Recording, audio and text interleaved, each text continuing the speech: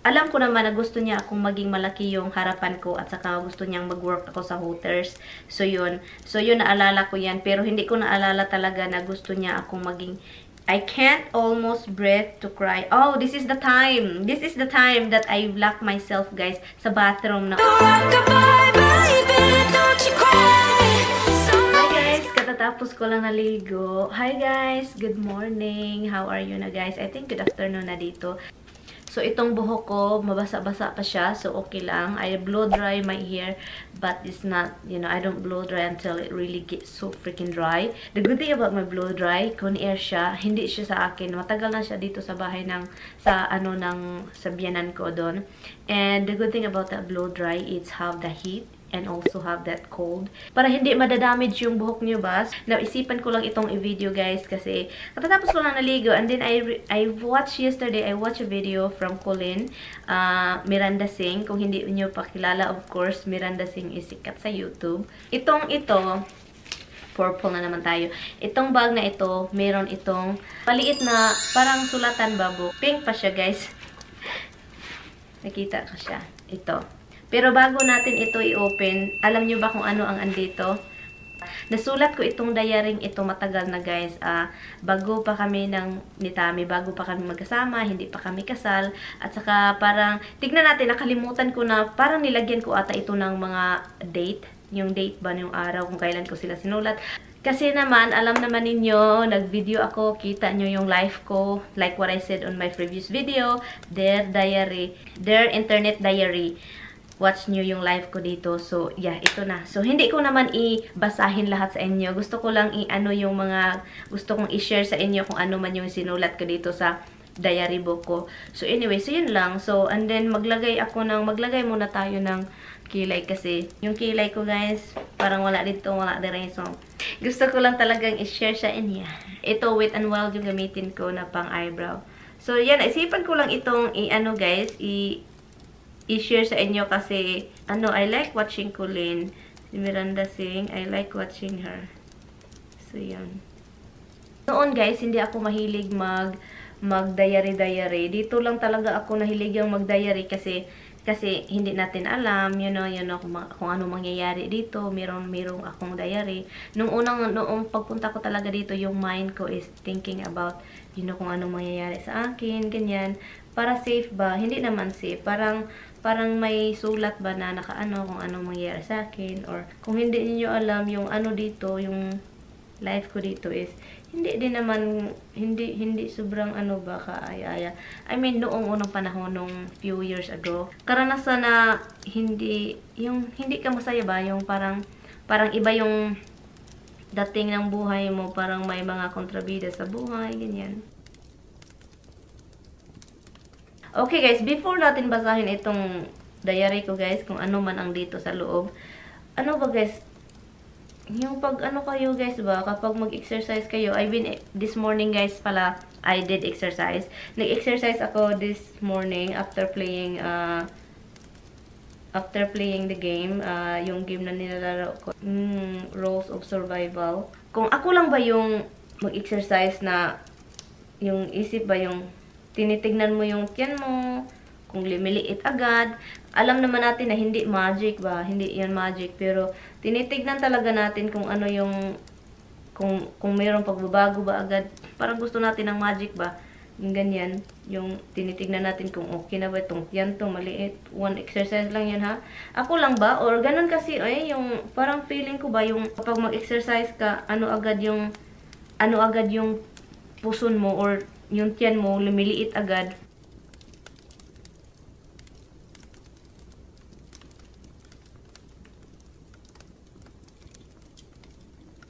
Okay, guys, so start na tayo, guys. So ipakita ko na sa inyo, guys. Buksan na natin, guys, kung ano talaga ang andito. Ito siya, at saka may maliit, ito din may kasama siyang maliit na book. Matagal na ito sa akin, sa Pilipinas pa ito, guys. Yung yung lalaking nagdala sa akin dito. Ito, matagal na to. So, tignan natin kung anong andito. May mga information dito eh. Andito si Wendy, sinulat ko si Wendy, Texas, at saka yung email niya, at saka Meron pa. Itong mga nakalista dito, mga kaibigan ko. Nandito si Leonor. Yung Leonor na kaibigan ko na andun sa Queens. Andito din sa New York. Andito. Ito yung book na sinulat ko yung mga information nung nakilala ko na mga babae na pumunta sa mga interview, yung nag-file din sila ng mga fiancé visa, ganyan-ganyan.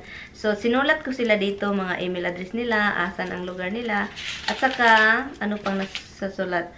Hello, I like my handwriting here. How come my handwriting change? For you, so For God so loved the world that He gave His only begotten Son. No, I like my handwriting here, guys. It changed a lot na, guys. Okay, andito yun. Ano ko ha? Always and forever, yung pangalan ng lalaki, at saka and MaryAnn, and, you know, May, and September, 2006? I love you, baby. Okay, hindi ko ipakita yung pangalan sa lalaki, ha? Ang sa akin lang. Ipakita ko sa inyo ha kung paano ako kaano noon yung mga sulat-sulat ko, mga artistic. Tingnan nyo. Yun, tingnan nyo itong MaryAnn na yan. May paka-ano-ano balag. Alam nyo ba guys? September 2006. Hala, ang tagal na nito. Oy, ginoo ko. I folded that. And then, quotes. What if you love the wrong person? Okay, are you gonna give up on hope or hold on? Maybe you need to do nothing, just continue loving who know loving. Oh my God, ito talagang English ko guys. Maybe that love might be enough to make that person. If you love something, set it free. If it comes back, it was and always will be yours. Oh my God, ano ito mga ano ko ba? Anda na pa dito. In a relationship, we need to take a rest. If you don't open up, you'll never really know the meaning of love. I think mga quote ito na sinulat ko. Oh, nako talaga guys, may paano-ano pa ako. My life here in the US. Ito yung, so I think ito yung pinakaunang diary ko na sinulat-sulat ko kahit mga ano-ano lang, anik-anik. At saka ito na din yung andito na talaga ako. My life here in the US. Hala ka, oy, tignan nyo naman ito guys. Tignan nyo guys. I folded it and then I write a thing over it. It's really hard. Okay, and andito sa loob guys yung I folded it like this. It's really hard but I try my best to success what I want in life. Success what I want in life. Look, I'm here in the house. Ay, naku talagang buhay na to. And then, andito sa likuran, property of Yani. So, yung yung palayaw ko sa Cebu, guys, is Yani, MaryAnn or Yani. So, ito siya. At saka, oh my God, tingnan natin. Hala, oy, April, hala, andito naman. April 30, 08. Hala, andito na ako, guys. Andun ako sa, ito guys, sinulat ko siya sa April 30, 08. So, andito na ako, kasama ko yung unang lalaki, kasama ko yung unang husband ko, yung andito nung nagdala sa akin. So, sinulat ko ito habang, hala, tignan natin, hala guys, hindi ko na talaga maalala guys na, hala, okay, March 7, sinulat ako, nung March 7, 2008, naabot ko dire sa US. Hala, dili di ay March 9, oy, March 7, di ay, tignan nyo guys, akala ko talaga guys March 9. Pero 7 pala, oy. Ang pinakauna ko talagang nasulat guys, sugod sa March. March 7, 08, naabot ko dire sa US. Okay, akong Tagalogon ha, I will say it in Tagalog. In March 7, I came here. Oh, nag-English naman ako. English na. So, nakapunta na ako dito sa US. Happy, not English na naman. Okay, malipayon ko. Sabi pa dito, malipayon ko, masaya ako. Kay nag-uba nami ni Blank.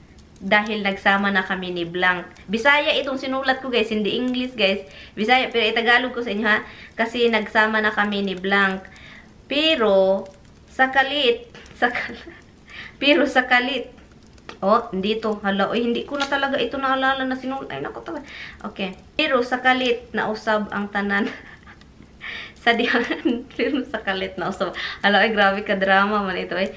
Dahil pero sa kalit ano sa Tagalog yung pero sa kalit sa nagbago ang lahat quick lahat. Oh my god. Lahi di ay siya mahilig di ay siya sa club. Ala ka oy ginuukutin. Hala oy promise guys, I don't remember what I wrote here guys. Hindi ko talaga alam kung anong mga sinulat ko dito guys.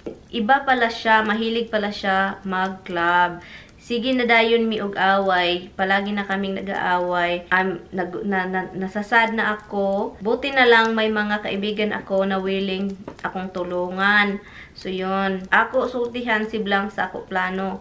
Hala, hindi ko ito alam Sasabihin ko kay Blanc yung plano ko. May nakilala ako sa Cebu na di ba nagtatrabaho ako noon at saka may nakilala akong client namin, di ba, sa spa ako sa salon, at saka may nakilala akong abroad sa siya sa Chicago ata yun siya, at saka ang nakilala ko siya at saka may nagkontak kami sa walang Facebook pa doon, Friendster. Okay, Friendster or sa Yahoo Messenger, doon sa Yahoo Messenger kami nagchat-chat. So kilala ko siya, so nagkontak kami ganyan at saka kunin niya ako at saka mag-alaga ng niya ng pinsan niya, sa anak ng pinsan niya, parang kahit walang papel, ganyan. Pero so sinabi ko yan sa kanya. I think ito yung mga nararamdaman ko nung kami ng unang of course, hindi pa si Tami. Yung nagdala sa akin dito, kalagot, that means anger, selos, selos, of course, selosa naman ako, diba? At saka yung dahil sa mga nangyayari, selos, kahiubos, upset. Ano yun sa kahiubos? I don't know kung ano yun sa Tagalog yung kahiubos.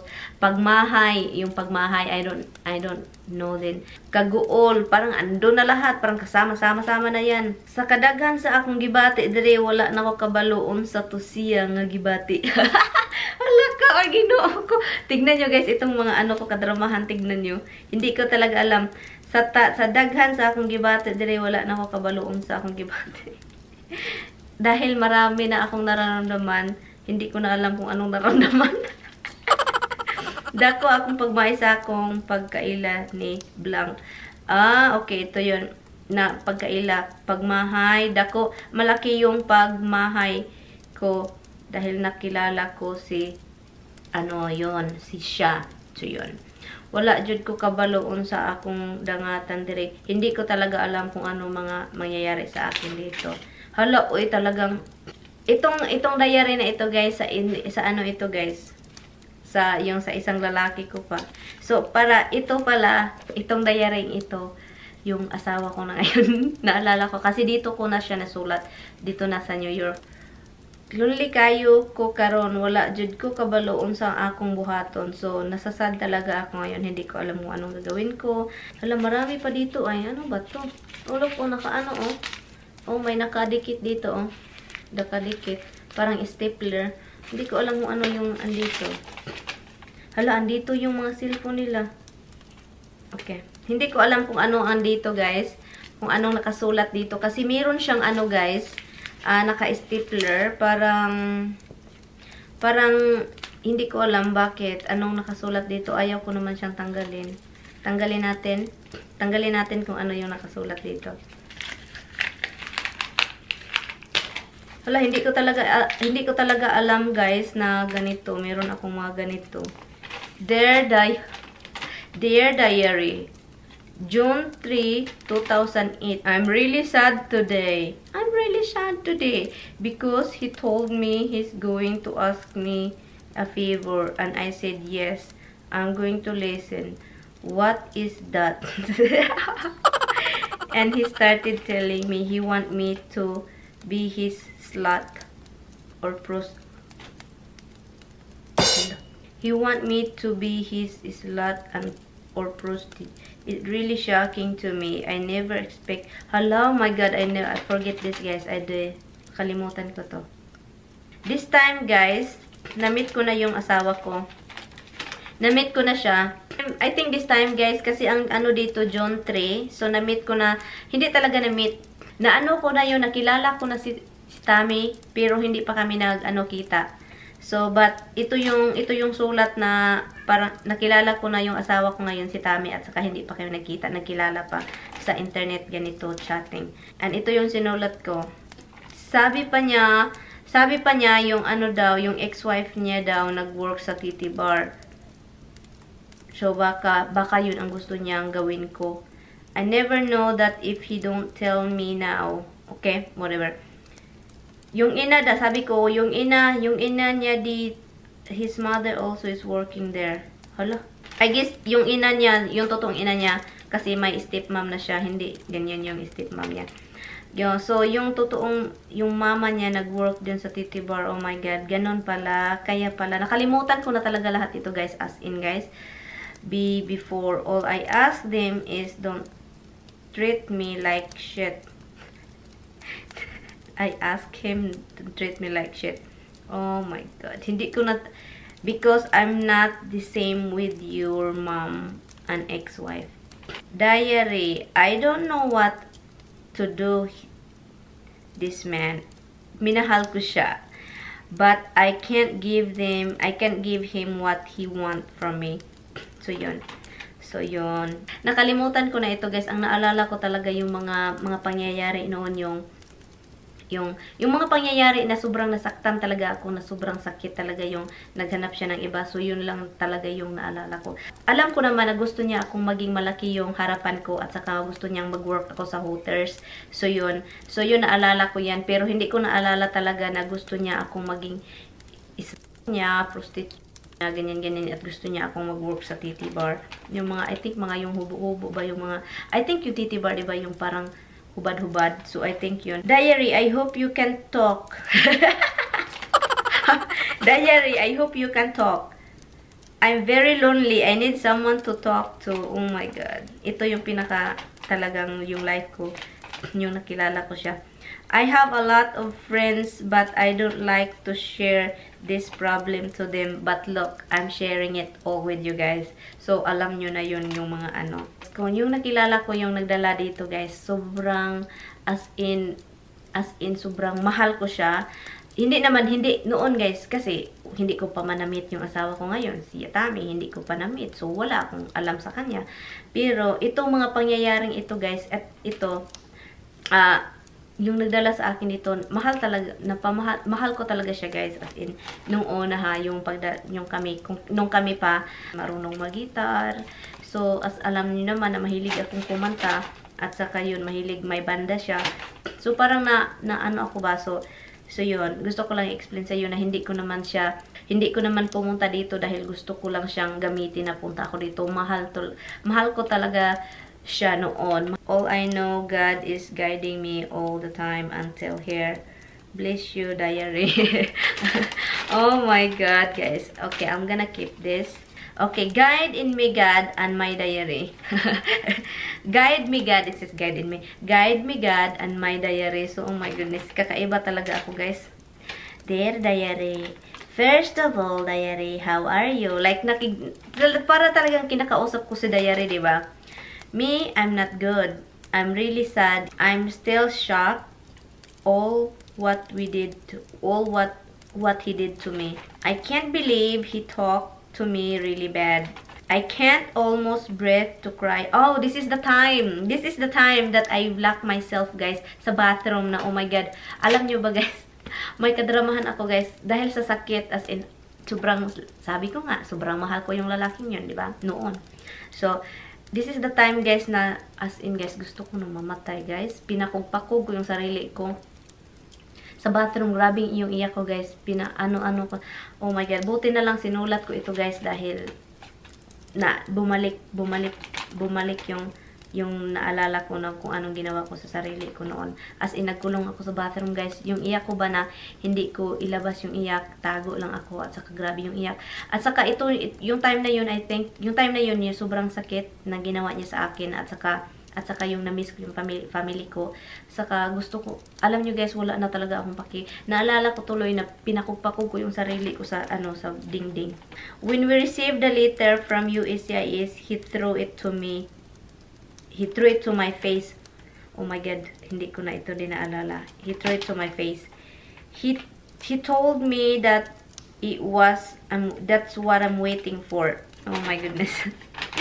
I started to tell him, stop it. If that is the reason why you're like that, throw it away. I told, I don't need it.